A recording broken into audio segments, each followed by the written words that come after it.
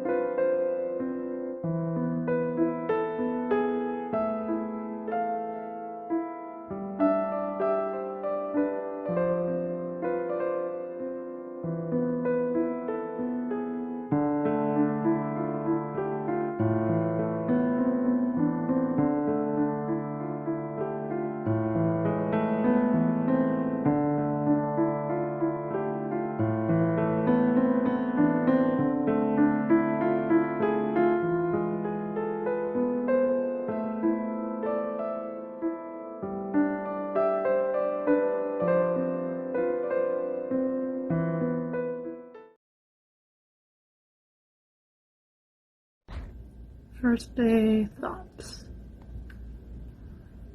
I'm still worried about the outcome of what this is going to end up looking like for us. I'm stuck on the details, I guess, because I really just want him to understand my point of view, my perspective. I don't know why it's as important to me as it is that he understands.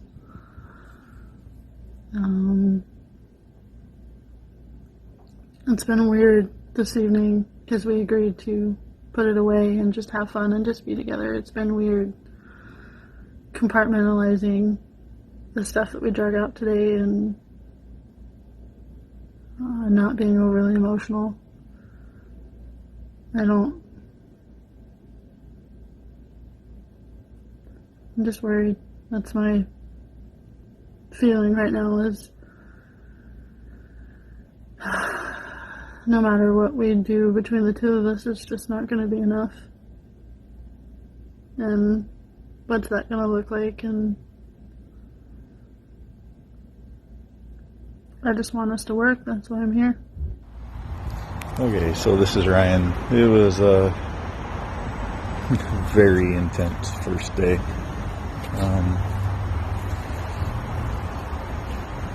Way more powerful than I ever expected it would be. Lots more stuff brought up than what I first imagined might come up.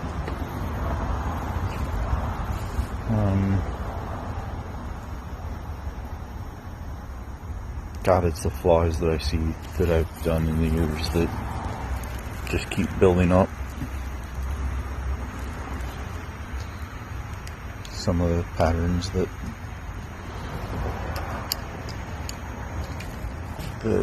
I've instilled, that has been what I've done that's caused a lot of our problems.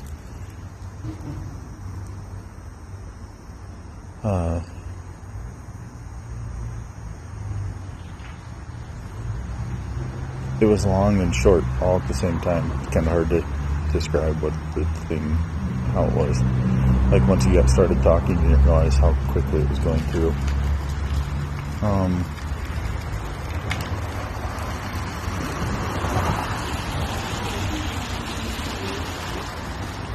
There was,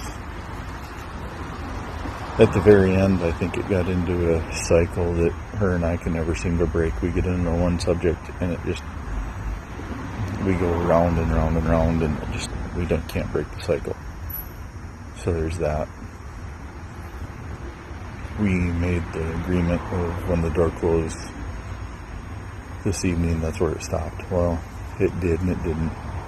we talked a little bit, and then it kind of broke down into some other stuff like it normally does. So I tried to keep the agreement though.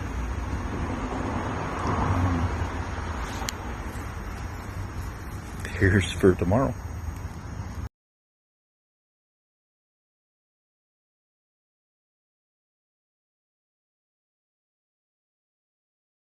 Alright, so let's pick up the story where we left yesterday. And where we left yesterday, we were talking about when we got the text around November, and trying to figure out, what do we do about this? Mm-hmm.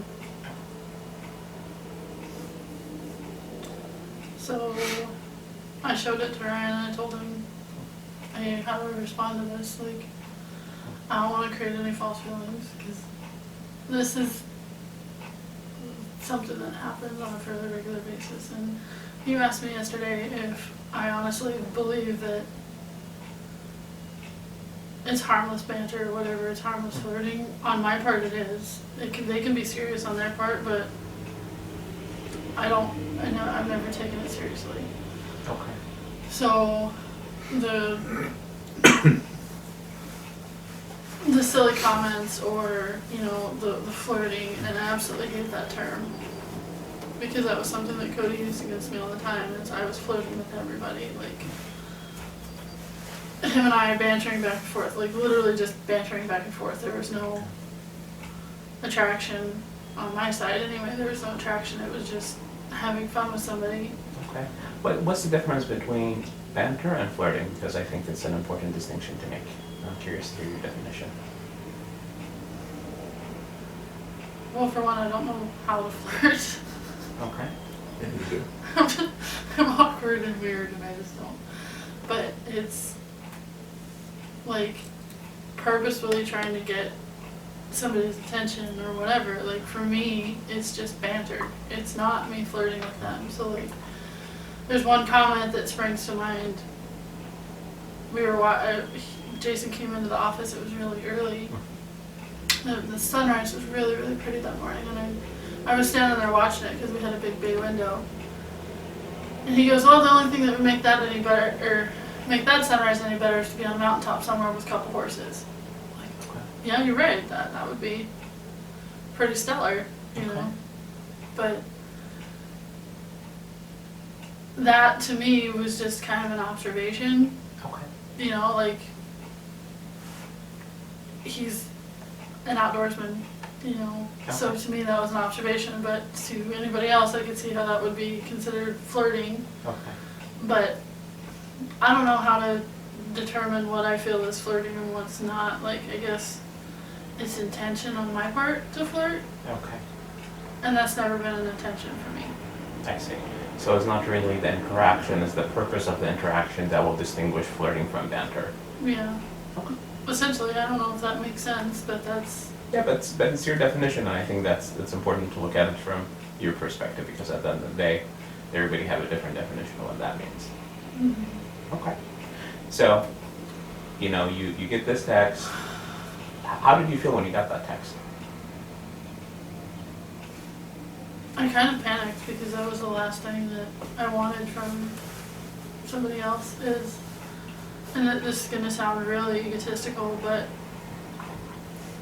the people that I help tend to find more in the relationship than I do. And they fall in love with me, and I'm like, oh good, another one that I didn't keep from going down this path. Great. Okay. How do I handle this? Because that's not my intention. When I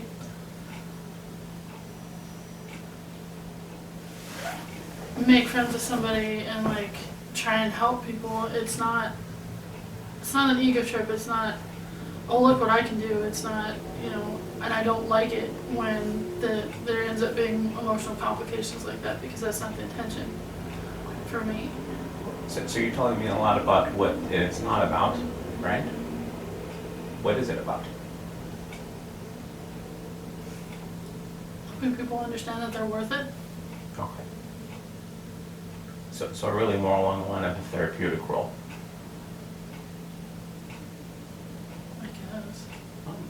doesn't fit, say it doesn't fit. That's not my intention. It's, like I said, I know what it feels like to not be wanted. So when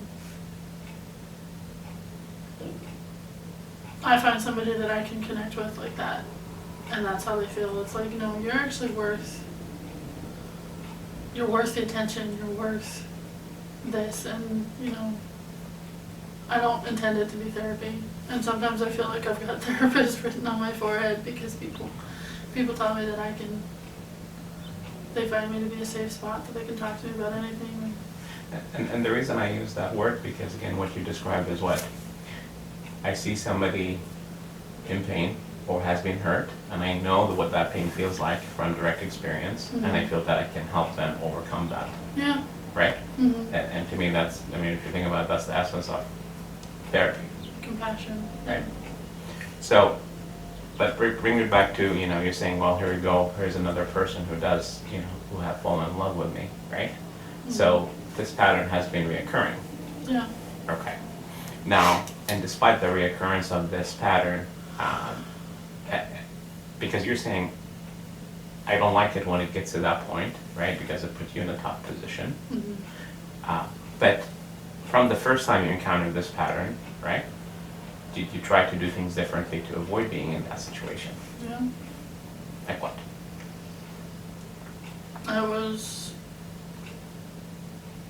full disclosure with Ryan for one, and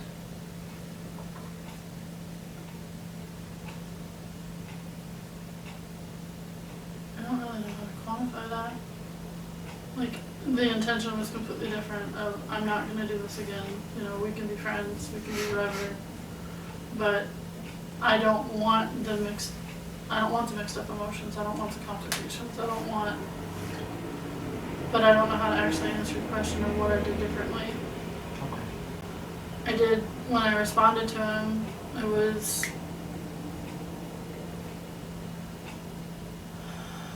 Ryan and I sat there and talked about it and worked on it while his mom was at the chiropractor, and it's like, I understand the way that you feel, but that's not, I understand the way you feel, I understand why you feel that way, that's not my intention, and when he said it, he's like, I know you can't say it back, and I'm not telling you this to add layers or whatever, but I love you. And like, maybe it was platonic at that point, I don't know. Honestly, I don't know if it was platonic or romantic. But it sounds like you registered enough that this is something that I did not expect in my relationship with him. There's a conflict, what do you think, right? And the two of us had a discussion about it. What was your thoughts? I told her she needed to handle it. Okay. It needed to end.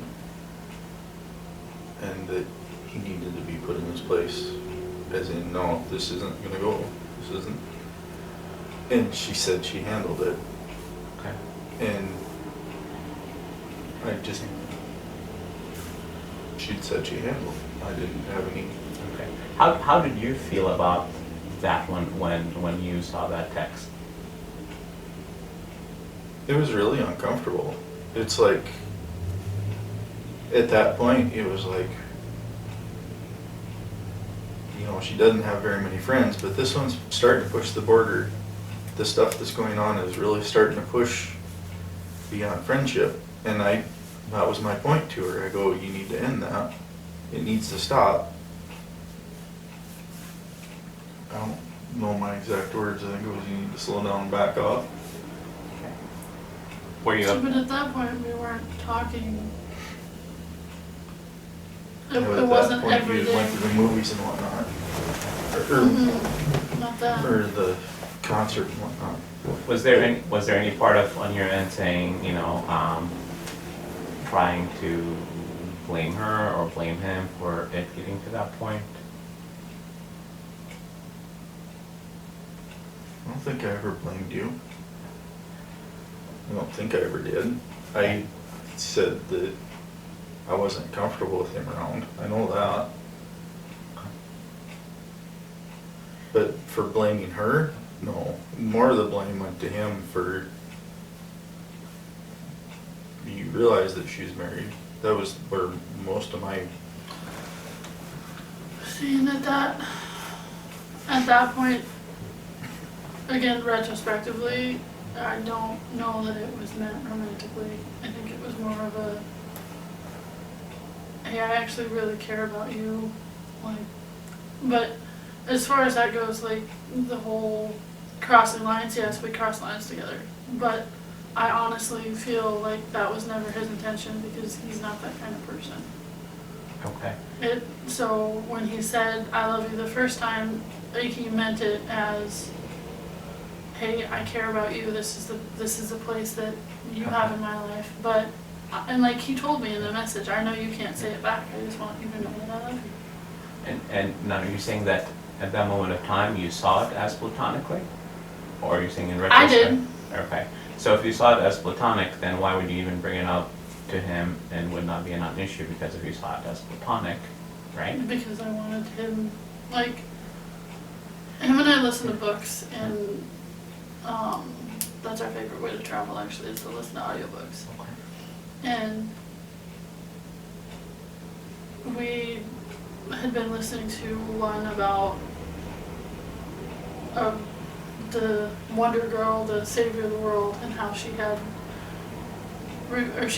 like different options, and she asked the one that she actually wanted to be with, she's like, how do I handle this one? You know, I don't love him, I don't want to be with him, I love him dearly, but not like that. And he goes, well, just tell the truth. Yeah.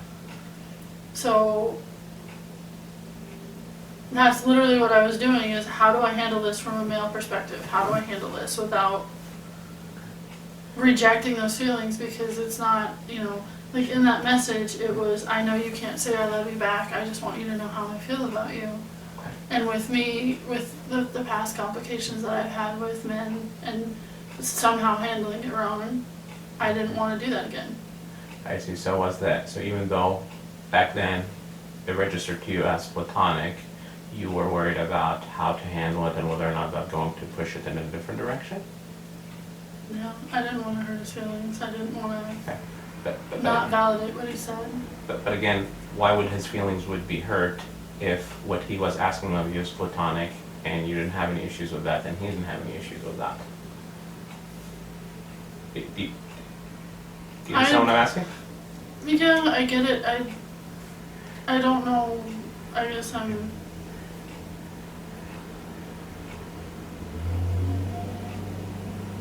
more reactive than I should be at times. Okay. And I understand from your perspective it's not adding up, but like that's what I'm. At the time, it was platonic, and I don't necessarily react rationally from me being able to say, okay, it was platonic, and Okay. but at the time it's like, oh shit, here we go again. I'm gonna break his heart. I don't want to do this. How do I fix this? How do I help? Sure, and you see, do this right? and that's an important transition, and thanks for bringing that context, right? The moment when it switched from it's platonic, but then, oh shit, how am I going to fix this? Here we go again. That also paints a picture of, well, I'm not really 100% this is platonic, maybe he has feelings for me. You see how it kind of shifts, Mm-hmm. right? Because again, that's an important part to look at too, is that, you know, if in that moment of time it registered as platonic, you brought it to his attention and he said, well, I need you to put him in his place. And I think, well, if it was really platonic, then there's no place to be put on because it's a friendship, Right. right? And that's how I responded too. Is Right. But again, but he said, you know, boundaries need to be set or some version of that. And then that tells me that, you know, you acted on that, correct? mm-hmm. Which means that, did you end up correcting a boundary that didn't need to be correcting? Or was that actually a boundary that needed to be reset?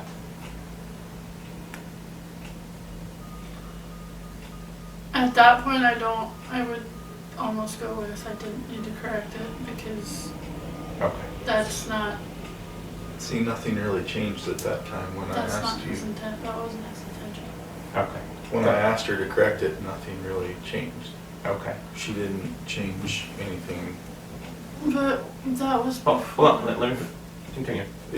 like all of the interactions that she was having with him at that time. She didn't change any of them. Okay. She sent a message, I don't know what the exact message was, she replied back to him, but nothing changed afterwards. You didn't change the pattern.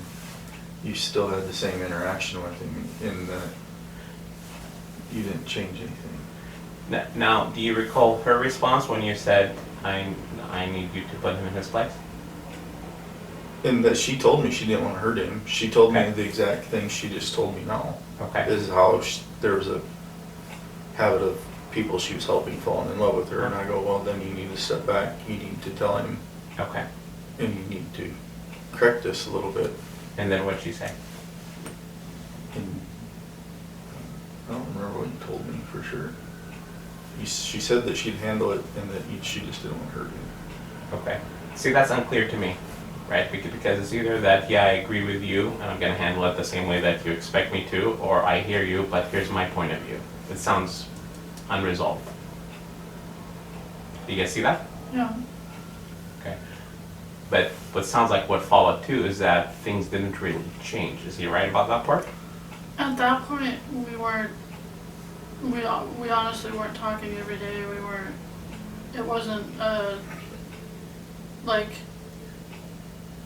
deep relationship. Okay. So, what I was attempting to correct is I think he's kind of skewing things together a little bit.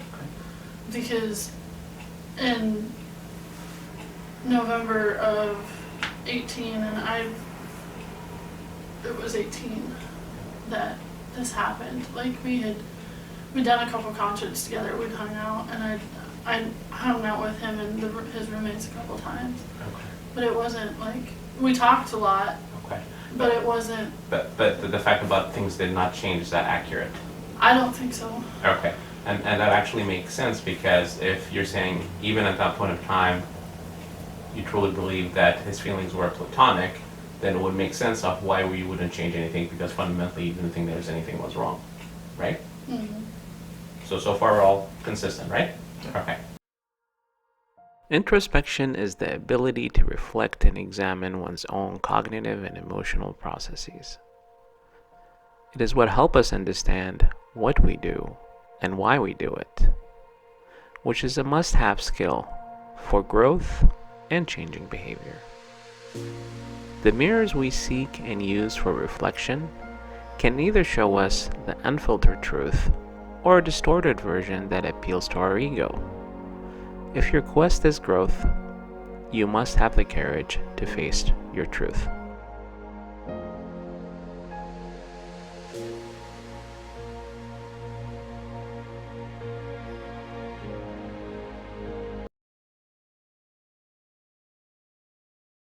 Then what happened?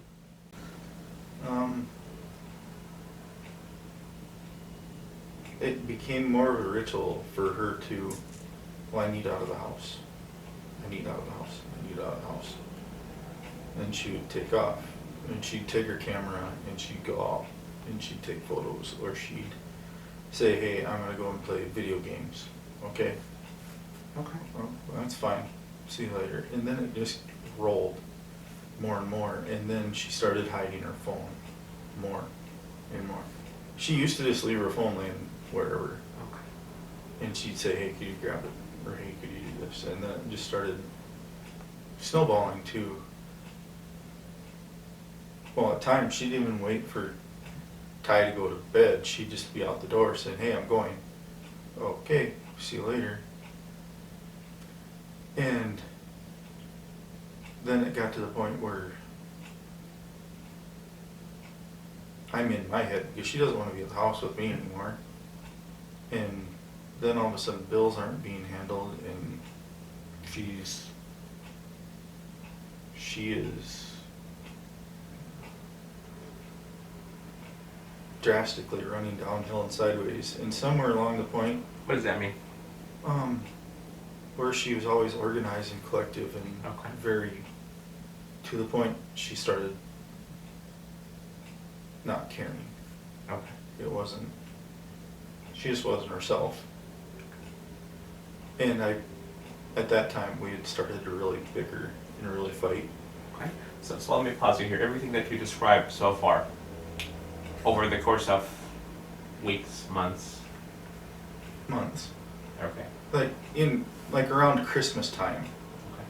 Like after Thanksgiving, pushing into Christmas. Okay.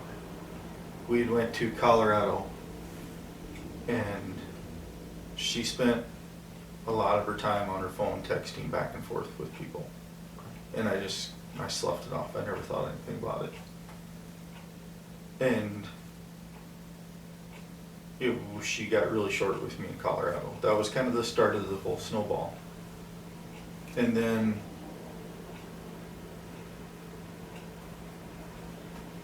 somewhere along the line, her dad and I went to Colorado to load a storage unit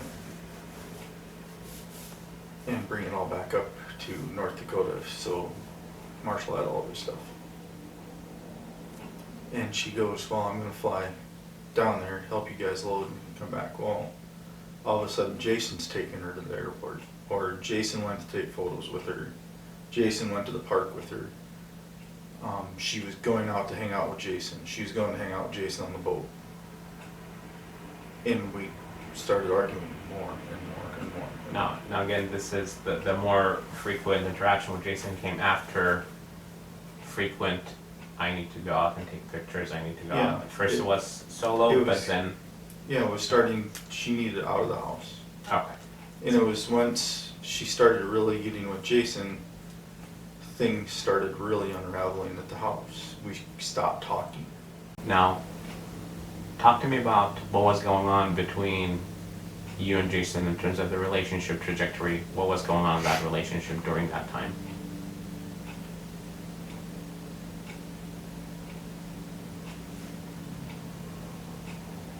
I know in December you were already sharing pictures, boudoir stuff with him.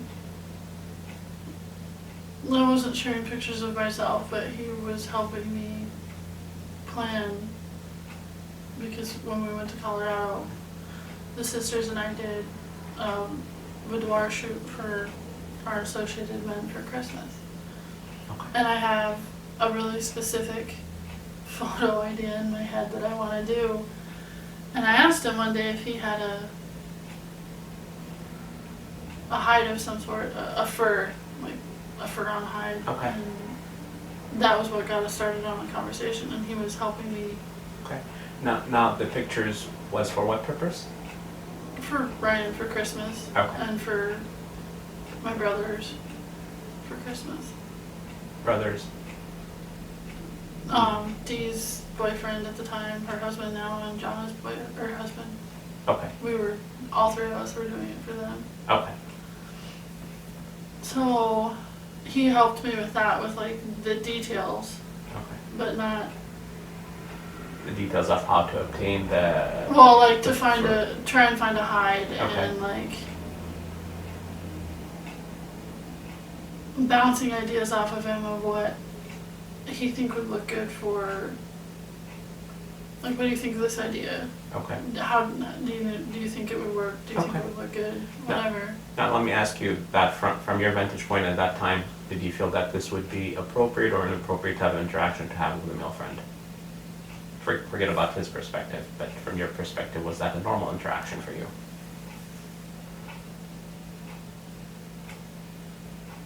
I don't know, it was probably a little bit more sexual at that point, because him understanding the submissive side of me helped, helped me be able to talk to him, because having somebody actually understand that piece of me. Okay. There was teasing intent on my part, at least a little. Okay. Can you elaborate on that?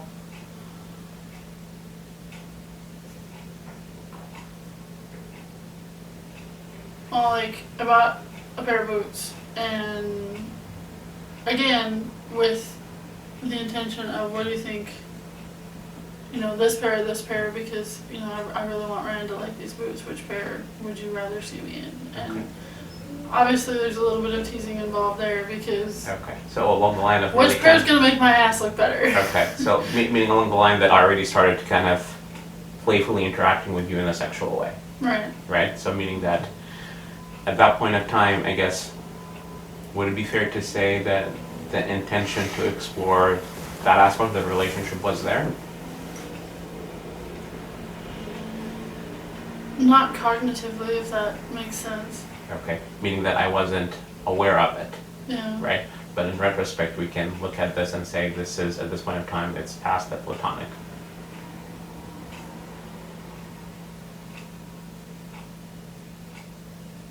I honestly don't know how to answer that. I don't think so, because again, like I was. Can I tell you why, how it looks like that from my angle? Sure. Because, platonic by definition is really non-sexual, right? And here we are in the land of sexuality, whether how explicit, not explicit it is, interacting in a sexual way. So that's, in essence, changes the nature of that relationship, right? Whether I'm saying it because I want a second opinion, whether it's because I'm trying to tease or want you to learn about me sexually or learn about you sexually, it's no longer was platonic, because platonic is absence of sex. Okay. Fair?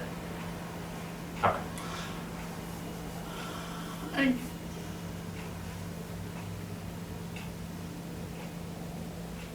This is gonna sound really weird, but Oh, like don't worry about how it sounds. to me, it was kind of like the gay friend thing of, I know I'm safe with you. What do you really think about this? What do you think?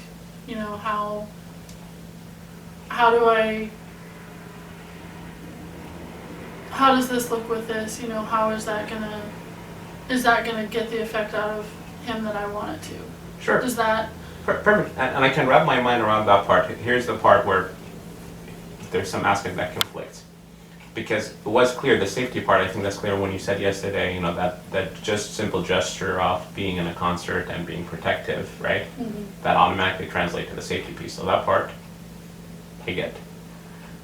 But also there is the piece of intrigue and attraction of some sort, whether even intellectual or emotional to that person, right? And that's the part where it doesn't go with, because if we use the analogy of somebody who's a safe gay friend, I just need perspective, right? Mm-hmm. There wouldn't be that different type of attraction.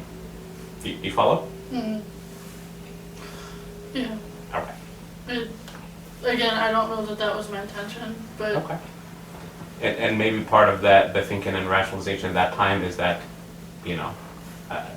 what you have just described in terms of, well, this is just as if me seek an opinion from, getting a man perspective or a gift that I'm trying to give to my partner. Yeah, and that, I feel like on Jason's part too, that was what, like there was no misunderstanding there, that, no, this is for. Yeah, you see that? I need I your remember opinion. this. You and I had actually gotten in a fight over it, over you sharing stuff like that with him. At your desk at Gray Bar, you and I had gotten into a fight about it, and I walked out the door. I don't remember that. What do you recall the conclusion of that fight? It just went away. Okay. It wasn't concluded. Okay. But what was accomplished, what I'm upset about this, I'm not happy about this. Oh, it just didn't get concluded at all. Okay. It just got swept underneath the rug like we did everything else. Okay. Would you Like agree? we're really good at. I don't remember that one, so Okay. I can't agree or Okay. disagree. But I guess it would not be outlandish for him to No. make this up. No, Okay. it's, Okay. Then what happened? it wasn't until February-ish. Like, him and I had talked more, and And the content of those talk, did it change at that point in time? it was deeper. Okay. It was more, the deep dark, I'm safe with you, I can tell you this, and it's not gonna go anywhere, and like, him helping me understand things about myself that I didn't know. It was the first part of February that we agreed to. Sorry to pause you here, but again, just along the line of I started sharing more about the things that I struggle with internally, because now you have shown me that you're a safe outlet, right? Because initially started with him kind of sharing and you reciprocating, right? Now, did this sharing that you did on your report entail talking about your relationship issues and relationship struggles and dissatisfaction? At that point, I don't think so. I don't think so. It was...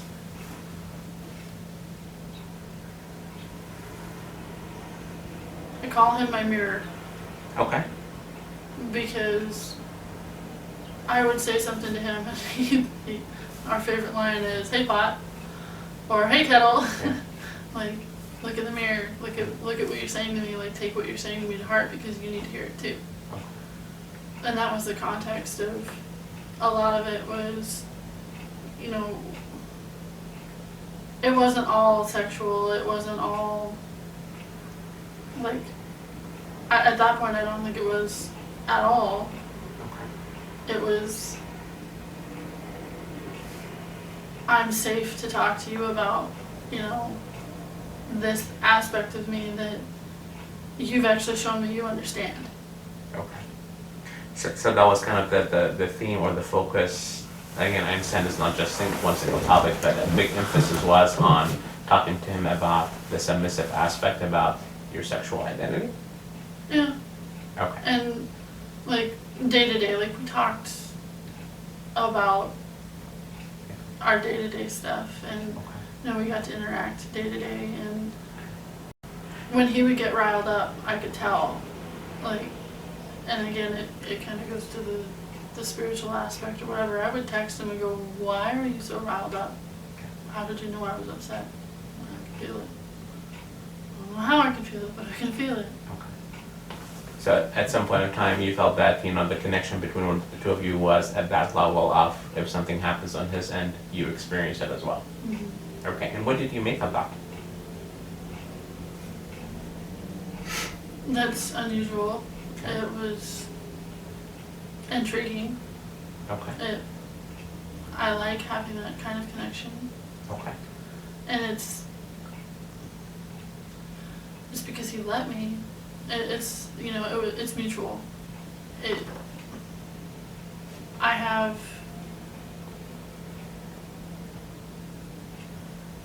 that survival instinct or whatever to be able to pick details out of, like, messages and stuff, and like hear the underlying tone of messages and like decipher it, and I'm not seldomly wrong, or I'm seldomly wrong of, like, this is what you said, but this is what what you actually meant. Between the line or under Yeah. the lines. Yeah. And I'm not usually wrong.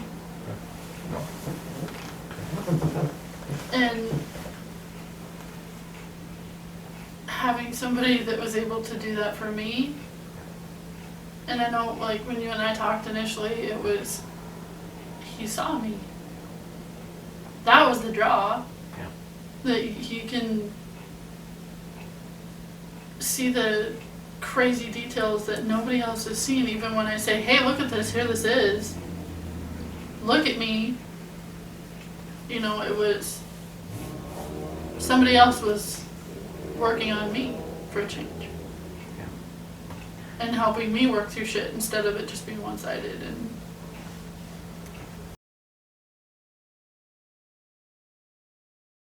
And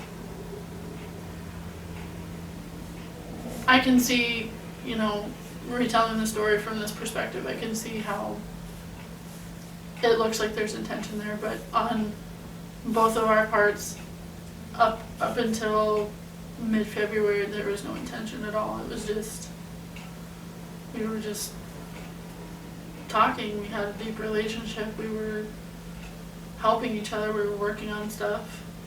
And in February, that was when I agreed to a non-sexual submissive relationship.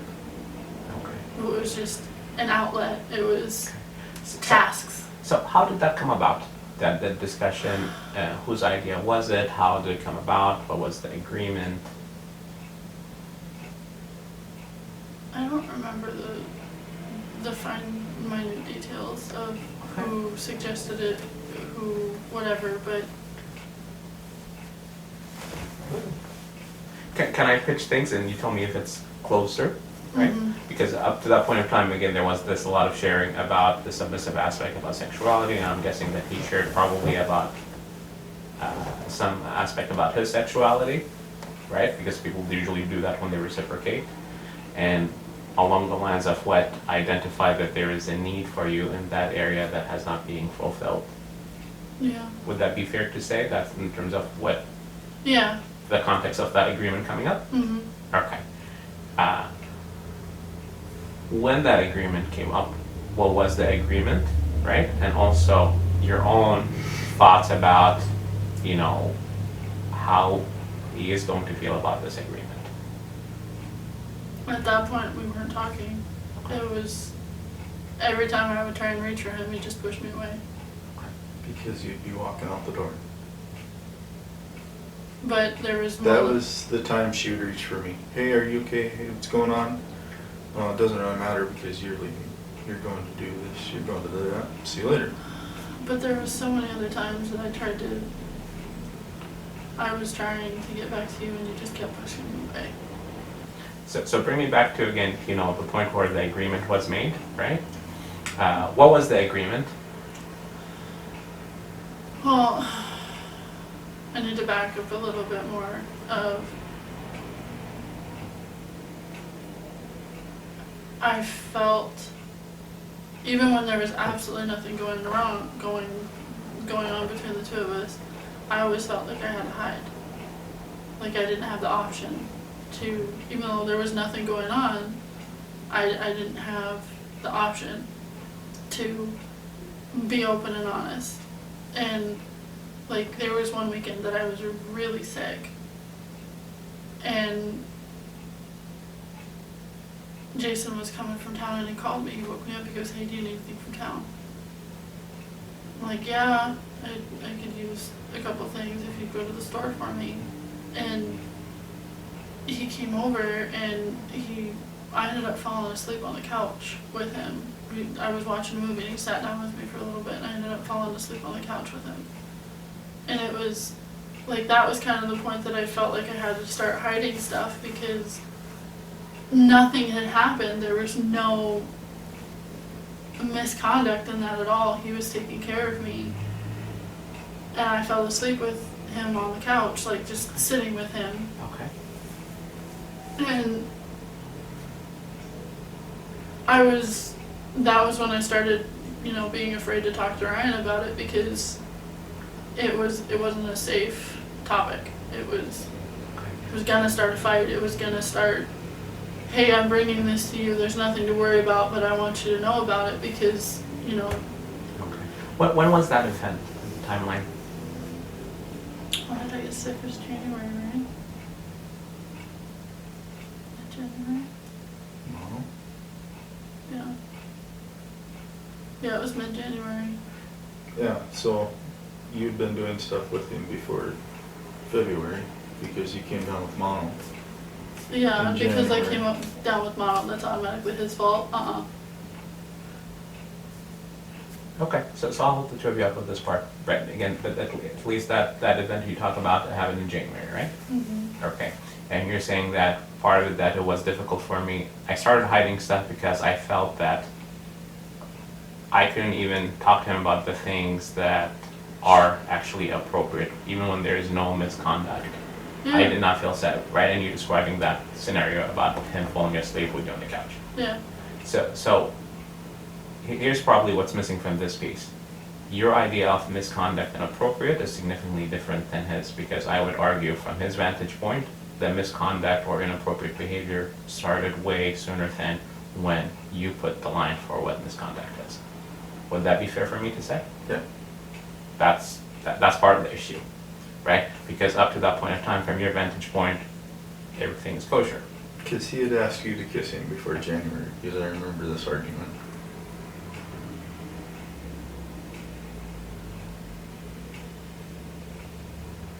You told me about it. Can you not be pissy at me because I'm skipping details? It's kind of hard to sit here. You should try it. Why don't we talk about Megan for a little bit? Okay. What are you feeling right now? He's pissed off. Well, you missed that. Well, yeah, I did.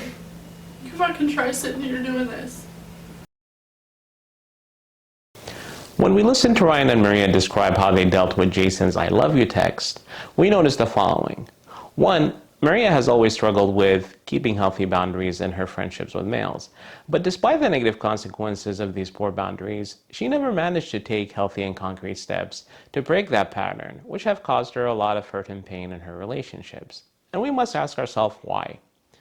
Two, it is apparent that one of the primary motives for initiating and escalating these inappropriate relationships is driven by the need for deep, strong emotional connections that might be lacking in her relationship with Ryan and other partners. Something along the lines of wanting to be with someone who is a lame duck that I can fix, or someone who is able to be my mirror and help me sort through my own stuff, somebody who knows who I am intuitively. You heard her make those statements. Three, the pace of the descent from poor boundaries into actual infidelity is often very fast and can be jarring for those who are on the outside looking in. This is especially true if those poor boundaries were observed in the open and were ignored or rationalized. As we progress in the story, I want you to think about these three observations and how they impacted the phase of discovery and how it was handled. Until then, be well, be safe, and embrace the possibility for a brighter future.